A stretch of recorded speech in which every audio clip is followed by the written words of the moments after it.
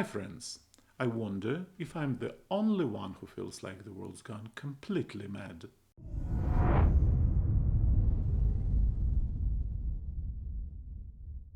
At McCarran International Airport in Las Vegas, a security officer performed a heroic act, saving America from a glazed, cream-filled pastry.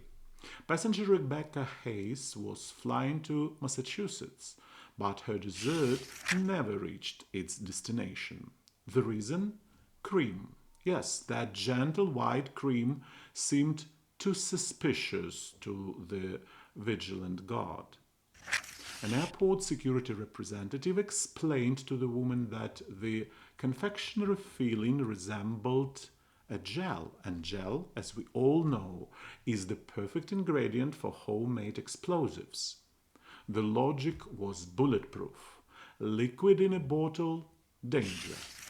Cream on a pastry, also danger. Anything soft, spreadable, and capable of sparkling joy is automatically treated as a potential terrorist. Interestingly, the airport itself admitted that pastries are allowed on board, but if a pastry dares to contain cream, that's already an assault on airspace security.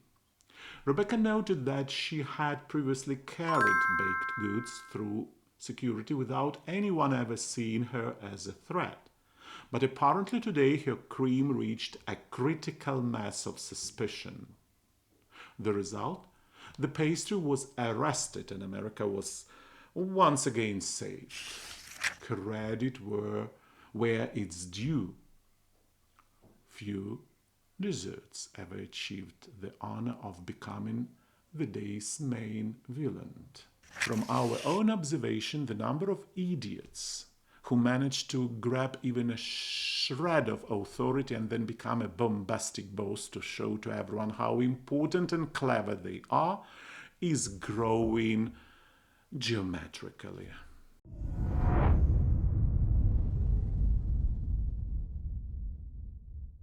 Have you ever caught yourself acting as if your conscience had completely switched off? For example, a person is lying on a bench at a bus stop, clearly not looking well, and you walk past thinking, well, maybe he's just resting or just drunk, everything's under control.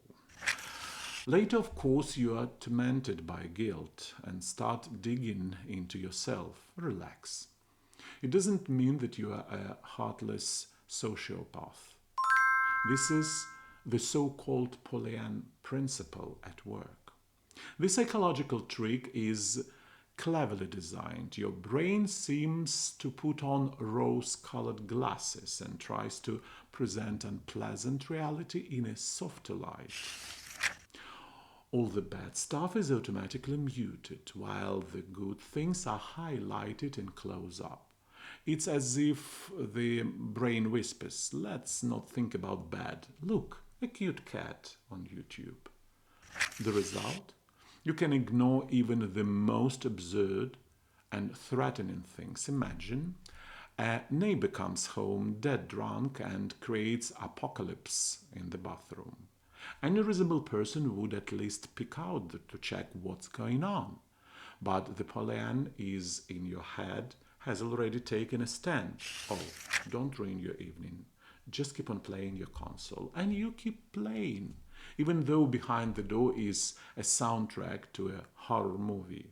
In the end, the Pollyanna principle isn't about cruelty. It's about how our brain saves us from unpleasant experiences. It just does it in a very peculiar way, pretending everything around is fine, even if the world is on fire and your neighbor is neck deep in trouble.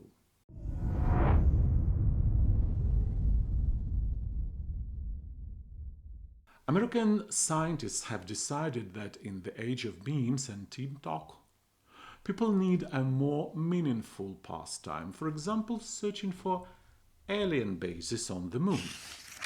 Since the internet has already discussed cats and politicians from every angle, it's time to move on to something bigger, scoring lunar photographs for traces of alien garages, spaceships, and forgotten UFOs.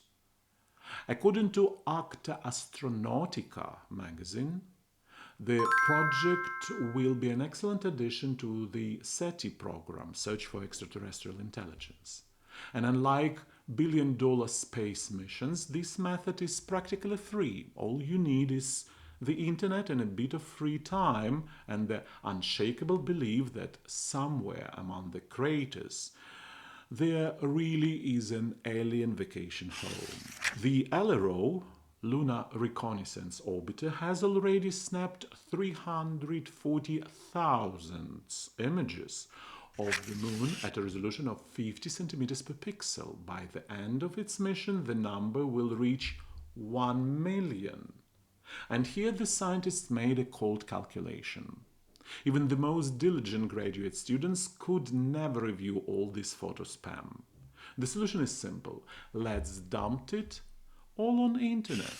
The project's authors are confident that fans of high-end lunar art will spend hours debating where exactly near a crater lies the entrance to a secret alien bunker. In the end, humanity has finally been given a task it can handle. Millions of eyes will search for moon for things that aliens most likely never put there. But admit it, that sounds far more exciting than yet another comment war whose smartphone is better.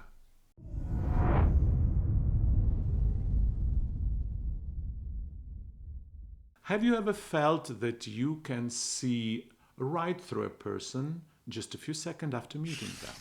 Ah, this one is definitely cunning, and that one is a genuine good soul. We believe it so confidently, as if we have built-in X-ray vision. And the funniest part is that most people sincerely consider themselves expert at this. Practically civilian Sherlock Holmes. In reality, this is just another mental error with a beautiful name, the illusion of asymmetrical insight. Here's how it works. We think we can read others like an open book while remaining completely unreadable ourselves. Why? Simple. We can't observe ourselves the way we can observe others. So the brain feeds us with flattering idea of our own genius. As a result, we move through the feeling as though we possess a superpower to understand people. And then it turns out that the friendly guy from the neighboring apartment who always smiled at you in the elevator and lent you salt is involved in schemes so shady that even crime show writers would be embarrassed to script them. So maybe we are not such subtle psychologists after all. We just like to believe we can read other people's souls, when most of the time we are only reading out our own fantasies about them. What do you think about it? I'm really curious to hear your thoughts, my friends. Share them down in the comments. I'll be reading them all.